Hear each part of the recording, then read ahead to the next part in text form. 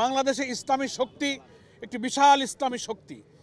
এই ফ্যাসিবাদ বিরোধী আন্দোলনে তাদের যে অসাধারণ ত্যাগ, বহু মানুষকে শহীদ করা হয়েছে, নিরীহ নিরপরাধ নেতৃবৃন্দকে ফাঁসিতে ঝুলিয়ে হত্যা করা হয়েছে, গুম করা হয়েছে, ক্রস ফায়ারে নেওয়া হয়েছে। এই সত্য ইতিহাসগুলো ঘোষণাপত্রের কাঠামোর মধ্যে স্থান পায়নি। উপস্থিত সকল রাজনৈতিক দল জুলাই অভ্যুত্থানের চেতনা এবং এই জাতীয় ঐক্য ধারণ করে স্বাধীনতার পূর্বাপর এবং জুলাই অভ্যুত্থান পরবর্তী রাজনীতির গতিধারাকে একটা ঐক্যের পথে পরিচালিত করার স্বার্থে বস্তুনিষ্ঠ সত্য তুলে ধরে ধারণ করে একটা জুলাই অভ্যুত্থানের ঘোষণাপত্র প্রণয়ন করা হোক, এ ব্যাপারে সকল দল আমরা একমত হয়েছি।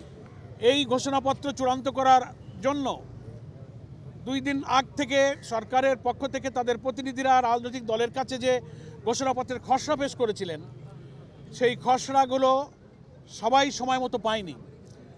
যারা পেয়েছেন তারা একেবারে অল্প সময় হাতে করে পেয়েছেন, দলীয় ফোরামে আলোচনা করার সুযোগ পাননি।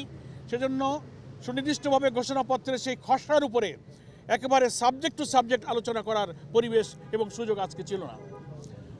সংস্কার এবং ঘোষণাপত্র ইত্যাদি বিষয়ে টোটাল কাঠামোগত ব্যাপারে, তার থিমের ব্যাপারে, দর্শনগত ব্যাপারে, এর হোমওয়ার্ক কিভাবে হওয়া উচিত, কেন এটার প্রয়োজন হলো, এই সমস্ত সামগ্রিক কিছু আলোচনায় রাজনৈতিক নেতৃবৃন্দ অংশগ্রহণ করেছে। আমরা পরামর্শ দিয়েছি যে সরকারের এমন একটা মূল্যবান দলিল তৈরির পেছনে কোনো অস্থিরতা, কোনো অসঙ্গতি, কোনো সমন্বয়হীনতার প্রয়োজন নেই। ধীর স্থিরভাবে আমাদের এই ঘোষণাপত্র প্রণয়নের জন্য প্রত্যেকটি রাজনৈতিক দলের সঙ্গে সরকারের এক্সচেঞ্জ অফ ভিউজ হওয়া দরকার, মত বিনিময় হওয়া দরকার। এবং অনেক মৌলিক জিনিস এই কাঠামোর মধ্য থেকে বাদ পড়েছে।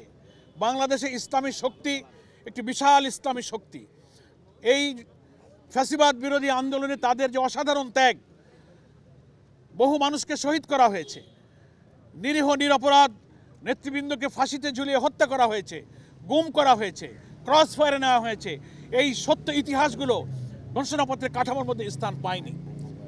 আমরা আয়না ঘরে গুম করা হয়েছে এবং অনেক মৌলিক জিনিস এই ইতিহাস থেকে যেন বাদ না পড়ে যায়, সে ব্যাপারে আমরা সরকারের দৃষ্টিতে আমরা এনেছি অনেক কথা। এবং আমরা বলেছি যে একটা প্রসেস, একটা প্রক্রিয়া এমন হওয়া দরকার যেন রাজনৈতিক দল এবং সকল স্টেক হোল্ডার এখানে মতামত দিতে পারেন। সরকারের পক্ষ থেকে একজন মাননীয় উপদেষ্টা দায়িত্ব নিয়ে এটা বলেছেন যে আপনাদের সকলের কথা আমরা ধৈর্যের সাথে শুনেছি এবং আজকের এই আলোচনাটা একটা প্রাথমিক আলোচনা হলো এবং খবর পাওয়া, ঘোষণাপত্রের কপি পাওয়া, মিটিংয়ে উপস্থিত হওয়া ইত্যাদি বিষয়ে যে কিছু অসংলগ্নতা এবং কিছু যে ব্যতিক্রম, কিছু ভুল ত্রুটি, কিছু গ্যাপ হয়েছে, এটাও ওখানে অনেকেই তুলে ধরেছেন। সরকারের পক্ষ থেকে মাননীয় একজন উপদেষ্টা এটা স্বীকার করেছেন যে সময়ের সীমাবদ্ধতার কারণে, আমাদের অনেকটা তাড়াহুড়োর কারণে আমাদের কিছু গ্যাপ হয়েছে। তো আজকে এই বৈঠকটা প্রাথমিক বৈঠক। আজকে আপনারা যে মূল্যবান মতামত দিলেন, এটাকে কনসাইজ করে আমরা আবার আপনাদের সেকেন্ড ফেজে আপনাদের সঙ্গে মত বিনিময়ের জন্য আপনাদেরকে আমরা আহ্বান করব। তখন সকলের মতামতের ভিত্তিতে জাতীয় ঐক্য যেন বিনষ্ট না হয়, এত রক্তের বিনিময় অর্জিত আমাদের এই নতুন বাংলাদেশ, এই নতুন স্বাধীনতার যে রাজনৈতিক চেতনা, যে ঐক্য, এটা যেন আমরা ধরে রাখতে পারি, ঘোষণাপত্রটা তার মধ্যে যেন প্রতিফলন ঘটে। এইভাবেই দ্বিতীয় ফেজে আবার সরকারের পক্ষ থেকে রাজনৈতিক দলগুলোর সঙ্গে মত বিনিময় করা হবে এবং ঘোষণাপত্র একটা প্রস্তুত করা হবে ইনশাআল্লাহ। এবং আমরা আশা করি সেই আহ্বান পেলে জামায়াত ইসলামী অন্তর্বর্তীকালীন এই সরকারকে নতুন বাংলাদেশ নির্মাণে যেভাবে সহযোগিতা করে যাচ্ছে, এমন আহ্বান পেলে জামায়াত ইসলামী সরকারের এ কাজেও সহযোগিতা করতে প্রস্তুত আছে।